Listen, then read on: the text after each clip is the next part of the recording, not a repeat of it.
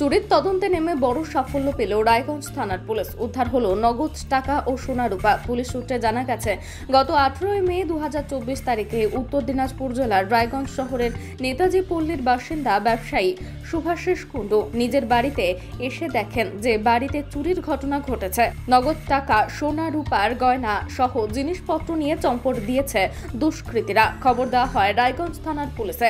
Police ঘটনার তদন্তে নেমে একটি বিশেষ দল গঠন করে রায়গঞ্জ থানার পুলিশ এবং গোপন সূত্রে খবর পেয়ে উত্তরপ্রদেশের বেনারস থেকে অর্জুন পাসওয়ান ওরফে মান্নুকে গ্রেপ্তার করে রায়গঞ্জ থানার পুলিশ। তার কাছ থেকে নগদ 10,05,000 টাকা উদ্ধার করে পুলিশ। ধৃতের বাড়ি রায়গঞ্জের শক্তিনগর এলাকায়। তাকে ট্রানজিট রিমান্ডে রায়গঞ্জে নিয়ে আসে পুলিশ এবং তাকে জেরা করে রায়গঞ্জের সুভাষগঞ্জের একটি স্বর্ণ ব্যবসায়ী তপন দেকে গ্রেপ্তার করে পুলিশ। তার কাছ থেকে 30 গ্রাম সোনা ও 150 গ্রাম রূপা উদ্ধার করে পুলিশ। দুজনকে সোমবার রায়গঞ্জ জেলা আদালতে পেশ করা হবে।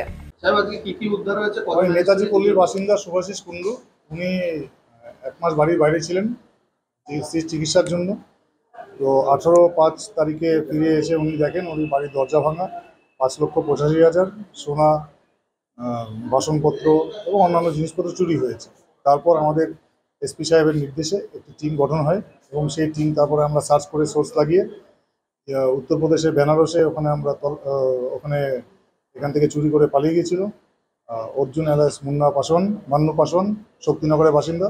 তাকে সেখানে আমাদের তদন্তকারী অফিসার প্রবীর ঘোষ অ্যারেস্ট করেন এবং তাকে তল্লাশি চালিয়েছে। গোপন আস্তানা থেকে 10,50,000 টাকা উদ্ধার করা হয়। তাকে ট্রানজিট রিমান্ডে নিয়ে আসা হয়।